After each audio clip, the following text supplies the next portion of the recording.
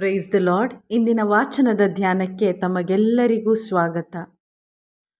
ನಮ್ಮ ಹಸಿವೆ ದಾಹ ಇಂದು ಏನಾಗಿದೆ?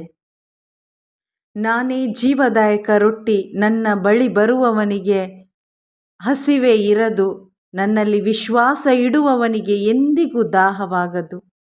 ಪ್ರಿಯರೇ, ಯೇಸು ಸ್ವರ್ಗದಿಂದ ಇಳಿದು ಬಂದ ದೇವರು ಕಳುಹಿಸಿಕೊಟ್ಟ ಜೀವಂತ ರೊಟ್ಟಿಯಾಗಿದ್ದಾರೆ.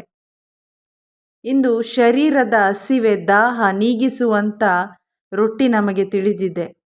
ಆ ರೊಟ್ಟಿ ಯೇಸು ಅಲ್ಲ, ಬದಲಾಗಿ ಆತ್ಮದ ಹಸಿವು ದಾಹ ನೀಗಿಸುವ ರೊಟ್ಟಿ ಯೇಸು ಆಗಿದ್ದಾರೆ.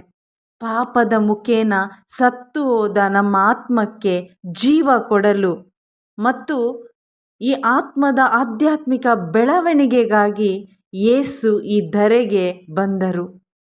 ಯಾವ ರೀತಿ ಒಂದು ಗೋಧಿಯ ಕಾಳು ಅಥವಾ ಗೋಧಿಯ ಬೀಜ ಪುಡಿ ಪುಡಿಯಾಗಿ ರೊಟ್ಟಿಯಾಗಿ ನಂತರ ನಾವು ಅದನ್ನು ನಾವು ನಮ್ಮ ಶರೀರಕ್ಕೆ ಸೇವಿಸಿ ಈ ಶರೀರವನ್ನು ತೃಪ್ತಿಪಡಿಸುತ್ತೇವೋ, ಅದೇ ರೀತಿಯಲ್ಲಿ ಯೇಸು ತಮ್ಮನ್ನೇ ತಾವು ಬರಿದು ಮಾಡಿ ಪುಡಿ ಪುಡಿಯಾಗಿ ತನ್ನ ರಕ್ತ ಸುರಿಸಿ ಹಿಂಸೆಗೊಳಗಾಗಿ ತನ್ನ ಪ್ರಾಣವನ್ನೇ ಕೊಟ್ಟು ನಮ್ಮ ಆತ್ಮೀಕ ರೊಟ್ಟಿಯಾದರು, ನಮ್ಮ ಆತ್ಮಕ್ಕೆ ಜೀವ ಕೊಡುವ ರೊಟ್ಟಿಯಾದರು.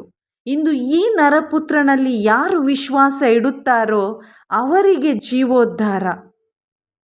ಪ್ರಿಯರೇ, ನಾವಿಂದು ಪಾಪ ತುಂಬಿದ ಲೋಕದಲ್ಲಿ ಬಾಳುವಾಗ ನಮ್ಮ ಶರೀರಕ್ಕೆ ಬೇಕಾದ ಭೌತಿಕ ರೊಟ್ಟಿಗಾಗಿ ಮಾತ್ರವಲ್ಲ, ಹಲವು ರೀತಿಯ ಇನ್ನಿತರೆ ಈ ಲೋಕ ಕೊಡುವ ಸಂತೋಷ ಕೊಡುವ ಸುಖ ಕೊಡುವ ಆಸೆ ಬಯಕೆ ಹಸಿವೆಯನ್ನು ತೃಪ್ತಿಪಡಿಸುವುದಕ್ಕಾಗಿ ನಾವು ಇವತ್ತು ಅನೇಕ ರೀತಿಯ ಪ್ರಯತ್ನ ಪಡ್ತೇವೆ, ಅದರ ಹಿಂದೆ ಓಡ್ತೇವೆ.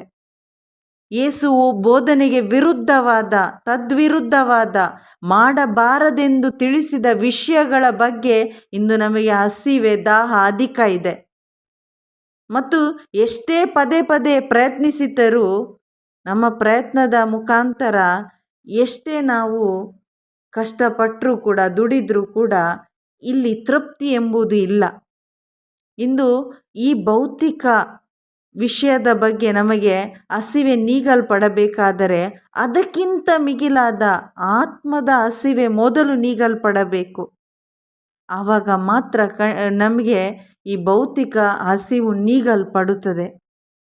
ನಾವು ನೋಡ್ತೇವೆ, ದುಂದುಗಾರ ಮಗ ಲೂಕನ ಶುಭ ಸಂದೇಶ 15ನೇ ಅಧ್ಯಾಯದಲ್ಲಿ ಆತ ಮೊದಲು ಆ ಹಂದಿಗೆ ಹಾಕಲಾದ ಕಾಳಿಗಾಗಿ ಹಸಿವೆಗೊಂಡ, ಈ ಲೋಕದ ಸಂಗತಿಗಾಗಿ ಹಸಿವೆಗೊಂಡ. ಪ್ರಿಯರೇ, ಈ ಪ್ರಪಂಚ ಕೊಚ್ಚೆಗುಂಡಿಯಾಗಿದೆ. ಇಲ್ಲಿರುವ ಸಂಗತಿಗಳು ಎಲ್ಲವೂ ನಾರುವಂಥದ್ದಾಗಿದೆ, ಹಂದಿಯ ಆಹಾರದಂತೆ ಇದೆ. ಯಾವಾಗ ಆತನಿಗೆ ಬುದ್ಧಿ ಬಂತೋ ಆತ ಪಶ್ಚಾತ್ತಾಪಪಟ್ಟು ನಾನು ತಂದೆಯ ಮನೆಗೆ ಹಿಂದಿರುಗಬೇಕು, ತಂದೆ ಹತ್ರ ಕ್ಷಮೆ ಕೇಳಬೇಕು, ತಂದೆಯ ಪ್ರೀತಿಯನ್ನು ಆತ ಅರಿತುಕೊಂಡು ಆತ ಒಂದು ನಿರ್ಧಾರಕ್ಕೆ ಬಂದು ವಾಪಸ್ ಹೋದ.